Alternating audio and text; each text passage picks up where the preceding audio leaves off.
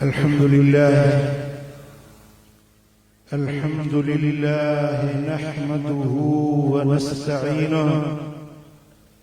ونستغفره ونؤمن به ونتوكل عليه ونعوذ بالله من شرور أنفسنا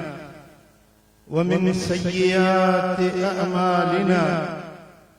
من يهده الله فلا مضل له ومن يضلل فلا هادي له ونشهد أن لا إله إلا الله وحده لا شريك له ونشهد أن محمدا عبده ورسوله أما بعد فأعوذ بالله من الشيطان الرجيم بسم الله الرحمن الرحيم وقال الذي عنده علم من الكتاب أنا آتيك به قبل أن يرتد إليك طرفك صدق الله مولانا العلي العظيم إن الله وملائكته يصلون على النبي يا أيها الذين آمنوا صلوا عليه وسلموا تسليما اللهم صل على سيدنا ومولانا حبيبنا محمد وآله وأصحابه أجمعين زينة أهل سنت فخر العلماء جانے اہل سنت حضرت قبلہ مفتی محمد جان دامت برکاتہم العالیہ شیخ الحدیث والتفسیر استاد العلماء حضرت قبلہ مفتی قاضی احمد نعیمی دامت برکاتہم العالیہ اسٹیج کے جلوگر جلیل القدر علماء کرام سادات اعظام اے قومن جا چنگا مرس اے مجھا پیارا دوستو بزرگو بھائرو اللہ جا شکرانہ جے رب کریم اجن بھلی محفل میں بھلیوں زیارت نصیب فرمائیوں اے مکھے وریے لگے دو توان نگل آیا جو قسم کھڑی آیا نہ سبحان اللہ چوندو نہ درود پڑھندو جے تمایو گونگا تا میار تمام تے مجھی کانے جے اللہ زبان دنیا ہتھ متھے کرے تو سبحان اللہ غریب چو سبحان اللہ اللہ ہڑنی کے مدینوں دیکھاری رب کندو سفنی جو بند مدینے والے سائیں کے درڑے سونی محفل سونی کچہری سونا دیدار اہی پریوت منظر نسجے کے پکوں بدھندا سونا عالم سگورا اللہ کرے شل اساں جے بچن کے بھی یا سعادت ملے رب کرے شل اساں جے بچن کے بھی رب قرآن جو حافظ بنائے دین جو عالم بنائے تا اساں جے لا آخرت جو سرمایہ عزیزان گرامی جنتے اللہ راضی تھیندو جے کے اللہ نوازندو انہیں کے دین دی تعلیم نصیب انہیں کے دین جو علم نصیب تھیندو حضرت سیدنا امیر معاویہ رضی اللہ تعالی عنہ کا روایت ہی روایت امام طبرانی معجم کبیر میں آندیا مجھے آقا فرمایا من یرد اللہ به خیرا یفقہہ فی الدین جیسا اللہ بھلائی جو ارادو چاہی دعا جے کے رب نوازت چاہی دعا جے کے اللہ دین میں دنیا میں ہتے ہوتے عزت عظمت شان ڈیڑ چاہی دعا انہیں کے دین کی دولت نصیب کندو مال دولت پیسو بنگلہ ہندون کے بھی ملندہ ہے کافرن کے بھی ملندہ ہے فرعون کے بھی مال ہوئے قارون وٹ بھی دولت سون چاندی ہویا دولت ملن سا رب راضی نہ ہوندو رب راضی تھی دعا جے کے دین جو علم ملو مدینے والے جے تردی غلامی ملی سونے نبی جی سنت ملی شریعت ملی اسلام جو جذبہ دل میں ملیو سینے میں مدینے والے سائیں کی عشق मोहब्बत वाली सुर्खी। सुभान अल्लाह, सुभान अल्लाह। मुझे आका फरमायो तो जैसा अल्लाह राजी थींदो आहे इज़ा अरादल्लाहु बिअब्दिन खैरा, जॾहिं अल्लाह पंहिंजे पाने सां भलाई जो इरादो चाहींदो आहे, कंहिंसां भलाई करणु चाहींदो आहे, फक़हू फिद्दीन व अलहमहू रुश्दहू, अल्लाह उनखे दीन जी तालीम ॾींदो, दीन जी समझ ॾींदो, उनखे हिदायत वारो रस्तो नसीब फरमाईंदो। गुमराही मां कढी, बेहयाई मां कढी, गंदाई मां कढी, उनखे मुस्तफा जे रस्ते ते मदीने वारे जे दर जी गुलामी में आणींदो आहे। अल्लाह जे राज़ी थियण जी निशानी आहे। सुभान अल्लाह, सुभान अल्लाह। जंहिंखे दीन जो इल्म मिली वञे, इल्म त स्कूल में भी मिले थो, इल्म कॉलेज में भी मिले थो, इल्म यूनिवर्सिटी में भी मिले थो, भली स्कूल भी पढ़ो, भली कॉलेज भी पढ़ो। जीअं क़िबला साईं मुफ्ती काज़ी अहमद नईमी सोहन बयान में फरमायो त ज़ाहिरी इल्म भली पढ़ो, तव्हांखे फ़ाइदो ॾींदो, पर असुल इल्म आहे मदीने वारे साईं जे दीन सुन्नत। सुभान अल्लाह। जेॾीमहिल इहो तालिब इल्म जेको दीन जे तलब में निंदो आहे, रस्ते में हलंदो आहे, पेर सां पंधु कंदो आहे, अल्लाह जा मलाइका पंहिंजा नूरानी पर उन जे पेरनि जे हेठां। सुभान अल्लाह। मदीने वारे साईं फरमायो त वॾे खां वॾी इबादत, भले खां भली इबादत, इमाम तबरानी रिवायत आणे, हज़रत अब्दुल्लाह बिन उमर रज़ियल्लाहु तआला अन्हुमा खां रिवायत आहे, मुझे आका फरमायो अफदलुल इबादत अल फिक्ह फिद्दीन, दीन जी ॼाण, दीन जो इल्म भली इबादत। अणपढ़ियो 1000 रकातूं पढ़े, आबिद ज़ाहिद सूफी आखिर 1000 रकातूं पढ़े, आलिम जी हिकड़ी रकात जो शान मथे। सुभान अल्लाह। मुझे आका फरमायो कलीलुल इल्म खैरुम मिन कसीरिल इबादत, घणी इबादत खां थोरो इल्म हासिल करे वधीक शान। इबादत भली घणी करे पर इल्म थोरो हुजे। मुझे आका फरमायो जेको के दीन जे मसले खे सिखण जे लाइ, सेखारण जे लाइ मदरसे में वेठो आहे, उस्ताद जे अॻियां वेठो आहे, या शागिर्द पाण में बहस वेही था कनि, दीन जे हिकिड़े मसले खे सिखनि था, सेखारनि था। को माण्हू 1000 रकातूं निमाज़ पढ़े, उन जे 1000 रकातुनि वारी निमाज़ खां हिकिड़ो मसलो सिखण वारो शान मथे। सुभान अल्लाह। मुझे आका फरमायो, मदीने वाले ताजदार फरमायो त मन नफस अन मोमिनिन कुर्बतन मिन कुरबिद दुनिया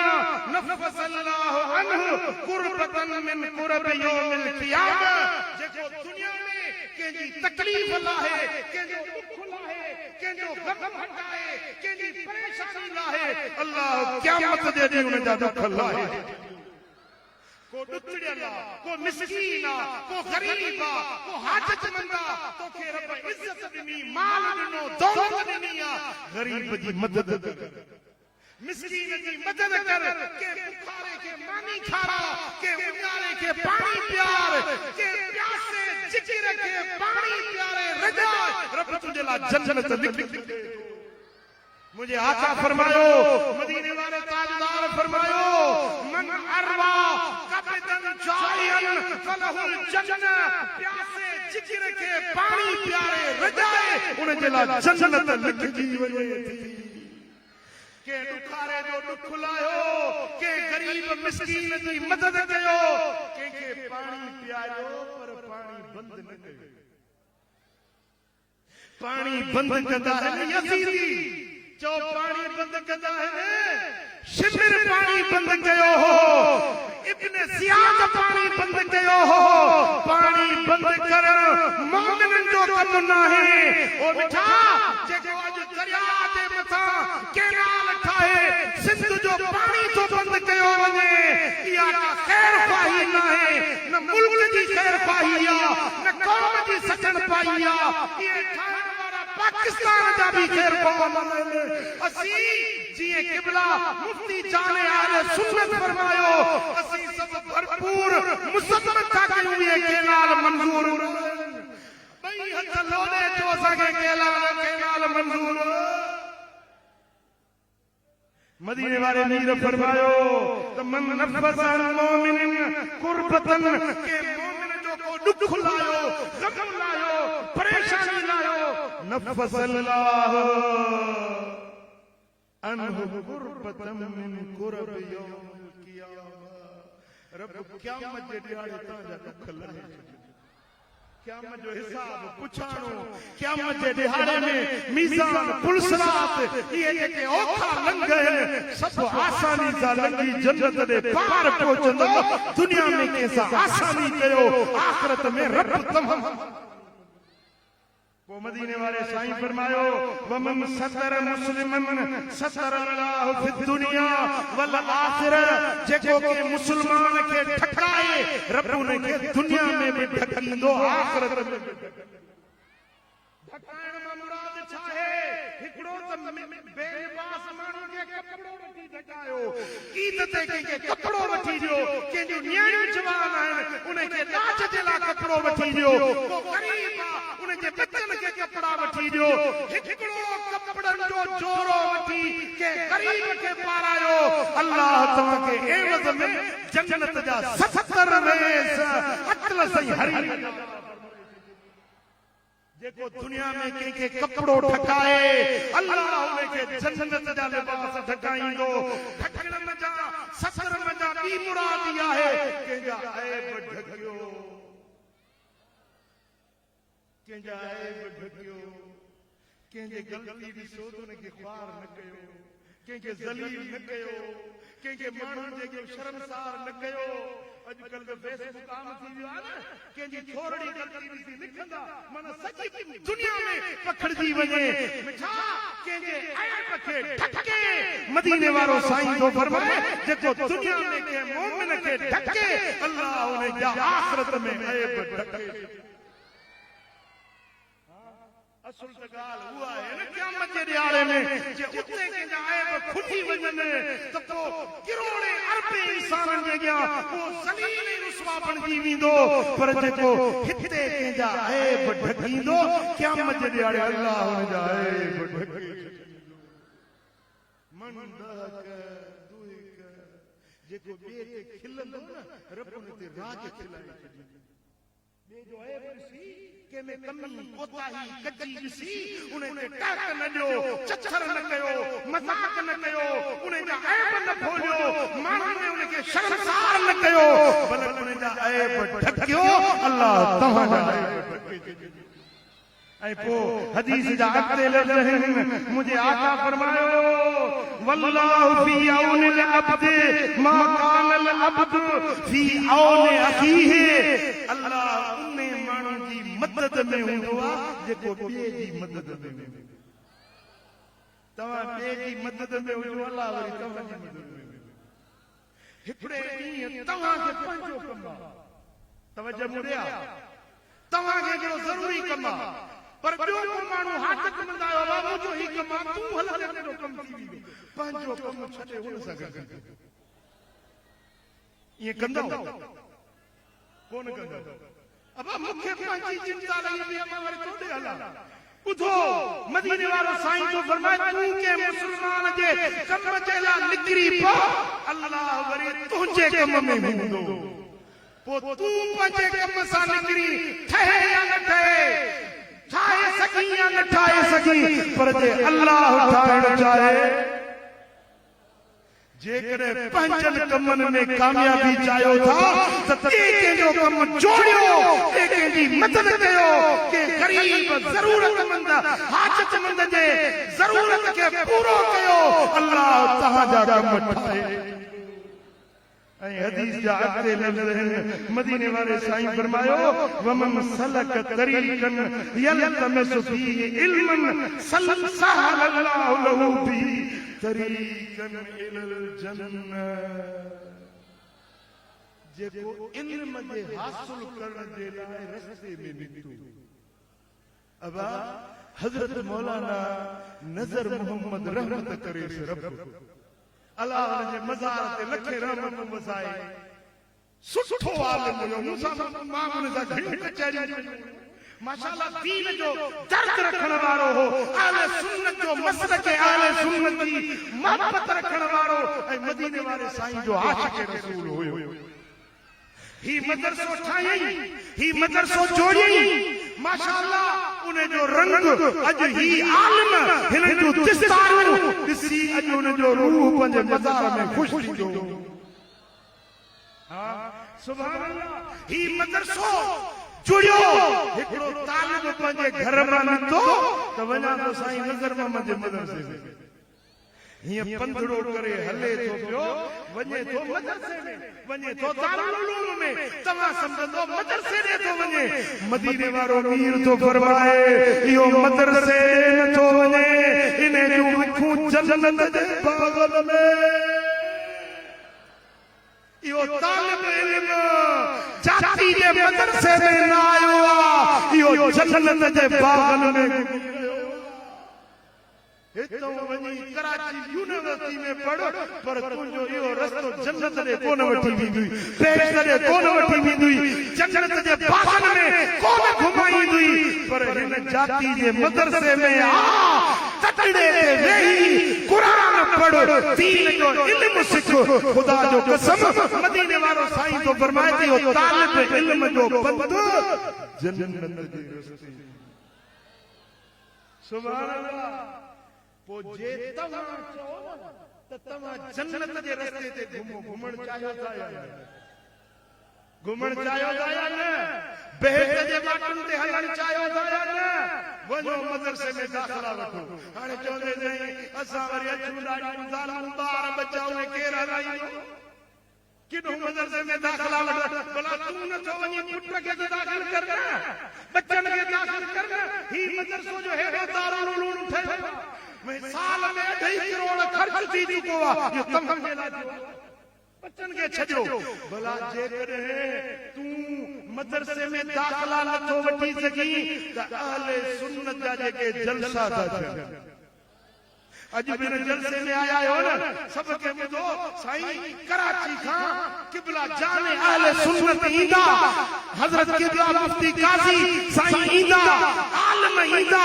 इल्म जी ॻाल्हियूं थींदियूं दर्स थींदो उते तकरीर थींदी नसीहत थींदी तव्हां इहा नसीहत ॿुधण जे लाइ घर मां निकितायो इहो बि इल्म हासिल करण निकितायो अॼु जेके हिन जलसे में तव्हां आया आहियो अॼु तव्हांजो अचण जन्नत जे रस्ते ते आहे मोटण जन्नत जे रस्ते ते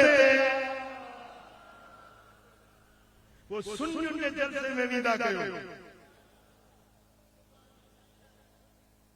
हे कुरान दा पढ़न हो कुरान दा पढ़न न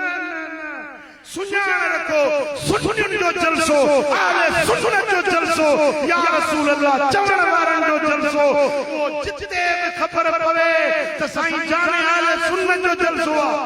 जो लबे हाज़िर थींदासीं वेंदासीं जलसे में चओ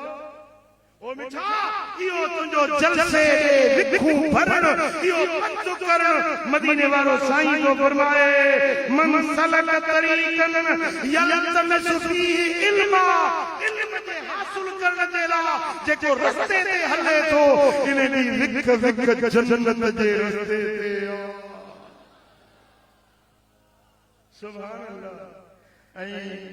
मदीने वाले साईं फरमायो वमजतमा कौमुन फी बैतिन मिन बुयूतिल्लाह यतलून किताबल्लाह व यतदारसूनहु बैनहुम इल्ला हफ़तहुमुल मलाइका अल्लाह जे घरन मां के हिकड़े घर में गॾजी करे इल्म दीन जो पढ़ण था पढ़ाइण था मुख़्तलिफ़ क़ौमुनि जा माण्हू गॾजी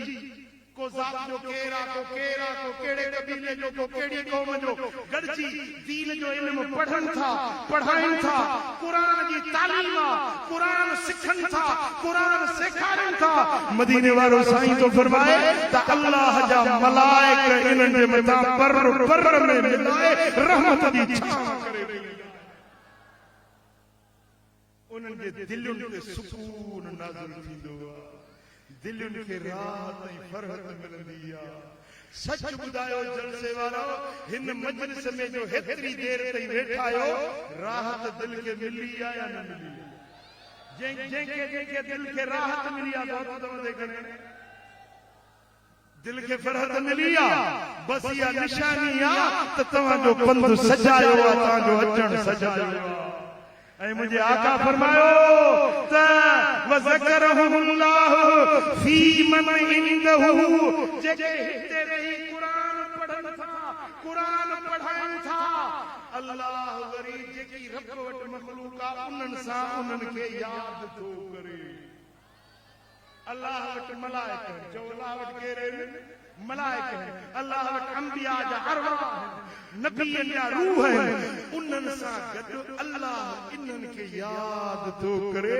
हे धरती ते वेही कुरान पढ़नि था कुरान पढ़ाइनि था दीन जो इल्म सिखनि था दीन जो इल्म सेखारनि था अल्लाह वरी इन तालिब आलिम खे अल्लाह पाण यादि थो करे जेके रब यादि करे इहो को एजाज़ आहे या न इहो को शरफ आहे या न ओ बिठा त पोइ इन जहिड़ी का बि सआदत न आहे इन जहिड़ो ॿियो को शरफ न आहे जंहिंखे दीन जे इल्म हासिल करण जी तौफ़ीक़ मिली वई इनखे अल्लाह जी रज़ा मिली वई जन्नत मिली वई इनखे अल्लाह ताला जल शान जो क़ुर्ब मिली सुभान अल्लाह मुझे आका फरमायो मदीने वाले साईं फरमाए इन्नल मलाइकत लतदउ अजनहतहा लितालिबिल इल्म तालिब इल्म हले थो न हे तालिब इल्म पंधड़ो करे हले थो मलाइक पंहिंजा नूरानी पर उन जे पेरनि जे हेठों विछाए सुभान अल्लाह बाबा मुल्कनि जा बादशाह ईंदा न उनखे प्रोटोकॉल मिलंदो आहे रेड कारपेट विछाइबो आहे ॻाढ़े रंग जो कारपेट कालीन विछाइबो आहे जहाज हलंदा कारपेट ते हलंदा बाबा रेड कारपेट जो हिनखे प्रोटोकॉल मिलियो आहे पर अहिड़ो प्रोटोकॉल के बादशाह के वज़ीर आज़म के सदर खे न मिलंदो जहिड़ो तालिब इल्मनि खे थो मिले रेड कारपेट न मलाइकनि जे परनि जो कारपेट सुभान अल्लाह साईं फरमाइनि था व इन्नल आलिम लयस्तग़फिर लहू मन फिस समावाति व मन फिल अर्दि हत्तल हीतान फिल माए जेके दीन जो इल्म पढ़नि था उन्हनि जे लाइ अल्लाह जी हर मखलूक दुआ आसमाननि में ज़मीनुनि में हर मखलूक इन्हनि जे लाइ दुआ घुरंदी आहे मौला ही पंहिंजा बच्चा छॾे घरड़ो छॾे अबू अमड़ छॾे हे तालिब मदरसे में वेठो आहे मुंहिंजा मालिक हिन जे मथां तूं बाझ कर मलाइक ऐं इहे जेके मदरसे में तालिब इल्म था रहनि ख़ुदा ॼाणे इहे मोहम्मद मीर जा महिमान ये मदीने वाले साईं जा मेहमान ये तालिब ये मदरसे में पढ़ने वाला ये कुरान की तालीम पढ़ाने वाला ये हदीस फिक्र उसूल सरफ नाम पढ़ने वाला ये मोहम्मद मुस्तफा करीम लजपाल नबी सल्लल्लाहु अलैहि वसल्लम जा मेहमान ऐं इन तालिबनि जे मथां मदीने वाले मीर जी नज़र करम हूंदी आहे चो मुस्तफा करीम जी नंदे हिकड़ो वाक़ियो अजीब किताबन में अचे थो त हज़रत शेख याकूब बिन सुफियान फसवी रहमतुल्लाह अलैहि तालिब इल्म हो पढ़ंदो हो उन वक्त में बत्तियूं बिजलियूं ही से मुजा जदीद निजाम रोशनी जा न हूंदा लालटेन दिया शम्मा उन्हनि ते पढ़ंदा ॾींहंनि ते पढ़ंदा पढ़ंदे नज़र ख़त्म थी वई घणो से रख जी रात पड़े नजर खत्म थी वई हिकड़े ॾींहुं किताब खई खोली पर अखियुनि में निंड न आहे, रोशनी न आहे। कीअं किताब पढ़े, कीअं किताब ॾिसे, रोअण अची वियुसि, अखियुनि में ॻोढ़ा अची वियुसि। पोइ मुंहुं कई मदीने शरीफ़ ॾे, मदीने वारे मीर ॾे मुंहुं करे ऐं अखियुनि में ॻोढ़ा ॻाड़े चए थो, या रसूल अल्लाह, मां तव्हांजो तालिब इल्म आहियां, तव्हांजे दीन सिखण जे लाइ मदरसे में अबो छॾियुमि, अमड़ छॾियुमि, घर छॾियुमि, पंहिंजा अबाड़ा छॾे परदेसी बणिजी रहियुसि। या रसूल अल्लाह, हाणे मूंखे नज़र कोन्हे, मां किताब कीअं पढ़ां? रोए बि पियो, मदीने वारे साईं खे सजदा बि करे पियो। ख़ुदा ॼाणे मुंहिंजो मदीने वारो हयातुन नबी आहे, तूं छाती में रड़ कर, तोखे मदीने मां जीव जो जवाब मिलंदो। उम्मतीअ खे कंडो पेरने में लॻे, मुंहिंजे साईं खे थी ख़बर पवे। उम्मतीअ खे कंडो पेरने में लॻे, मुंहिंजे साईं खे थी ख़बर पवे। सॾु करे त पुनल जीउ जीउ चवे, सॾु करे त पिरी जीउ जीउ चवे। वेचारनि जो उहो चारो आहे, जेको सारे जग जो सहारो आहे, उहो घोट मदीने वारो आहे। लजपाल नबी, कुर्बदार नबी आहे, उम्मत जो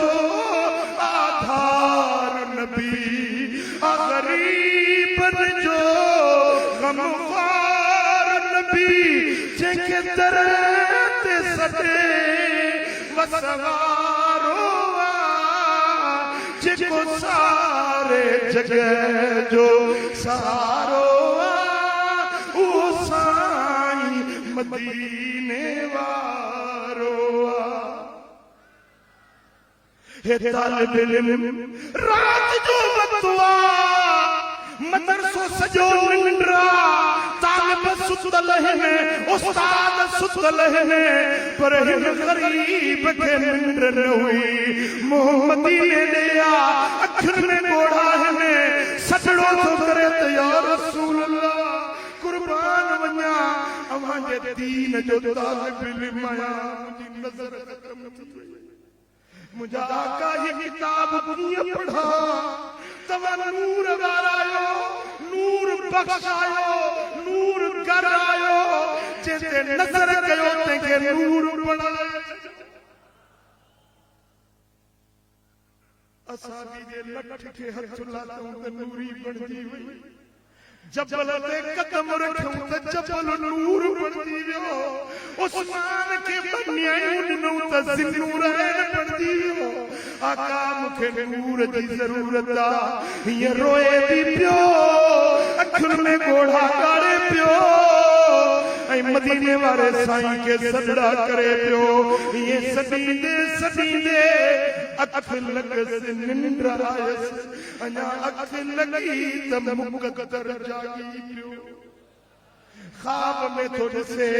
त दिल पर मोहम्मद करीम तशरीफ़ फरमा थिया। साईं फरमाइनि था, या याकूब लिमा बकैत, ए याकूब छो रुनो आहे, छाजे लाइ एॾो रुनो आहे? अर्ज़ कई, या रसूल अल्लाह, नज़र मोकिलाए वई, पढ़ां कीअं, किताब जो मुतालियो कीअं कयां? साईं फरमाइनि था, घबराए न, तोखे नूर ॾियण असीं अची विया। सरकार हथ मुबारक फेर, अल्लाह करे इहो हथ नसीब थिए। रब करे शल सभिनी खे मदीने वारे साईं जे शफ़क़त वारा हथ नसीब थिए।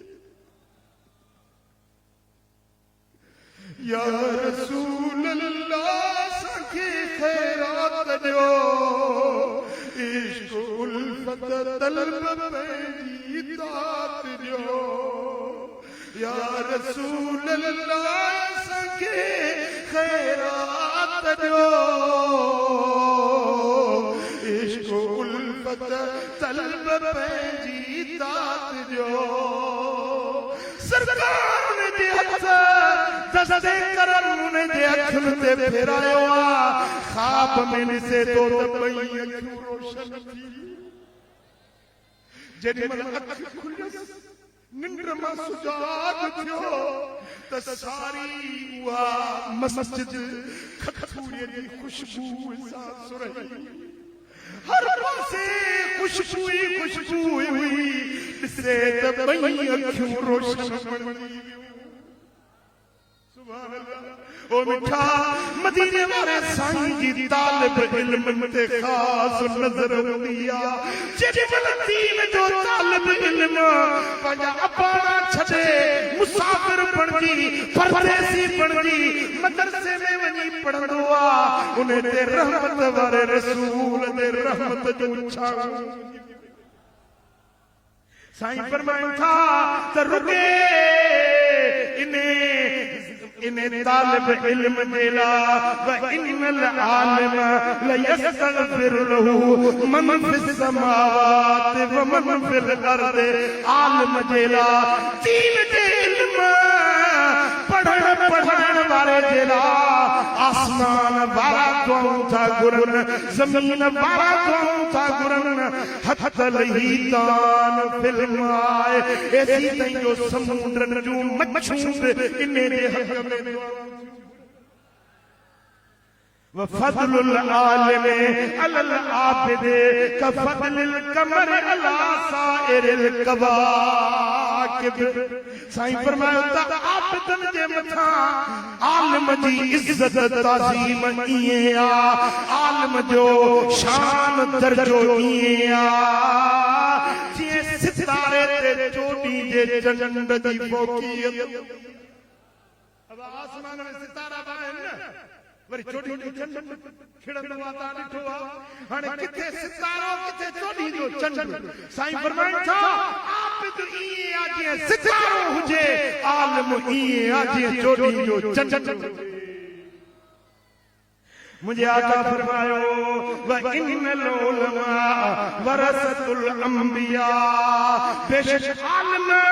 ये नबियन जा वारिस हैं पैगंबरन जा वारिस आलिम हैं व इन्नल अंबिया लम युवरिसु दीनारन वला दिरहमा नबी पंहिंजे वरसे में दीनार दिरहम पैसा डोकड़ रियाल डॉलर पंहिंजे वरसे में नबी छजा इन्नमा वरसुल इल्म नबियन जो वरसो इल्म आ ॻाल्हायो नबियन जो वरसो जे नबियन जा वारिस ॾिसणा त ॾिसो हे आलिम वेठा आहिनि हे नबियन जा वारिस हज़रत सैयदी अब्दुल अज़ीज़ दब्बाग़ रहमतुल्लाह अलैहि फरमाए जेकॾहिं तव्हांखे आलिमनि जी इज़त जी ख़बर पवे त आलिमनि जो शान छा आहे त आलिमनि जो पेर ज़मीन ते पवण न ॾियो आलिमनि खे पंहिंजे कुल्हनि ते खणी घुमाए आलिम जी इज़त आहे आलिम जो एहतराम आहे मदीने वारे साईं फरमायो त जंहिं दीन जो इल्म हासिल कयो आहे उन जे मथां अल्लाह जी ख़ास रहमत हूंदी आहे जॾहिं क़यामत जो आबिद ज़ाहिद ॾींदा ऐं आलिम ॾींदा आबिद खे हुकुम मिलंदो हल जन्नत ॾे ए आबिद ओ फ़कीर ओ सूफ़ी ओ दरवेश जन्नत ॾे ए जन्नत ॾे ॾींदो जेॾीमहिल आलिम ईंदो रब फरमाईंदो ओ मौली साहब पीर माण्हू चवंदा बा आबिद खटी न आबिद वियो जन्नत ॾे मौलवी खे रब बीहारे छॾियो आलिम ॾींदो रब फरमाईंदो आलिम सगरा तो दीन जो इल्म पढ़ियो भुखूं दुख काटे मुसाफिरियूं परदेसियूं बर्दाश्त करे तो दीन जो इल्म पढ़ियो हाणे तूं अकेलो न वेंदे जन्नत में हे महशर जो मैदान ते वञी सुञाण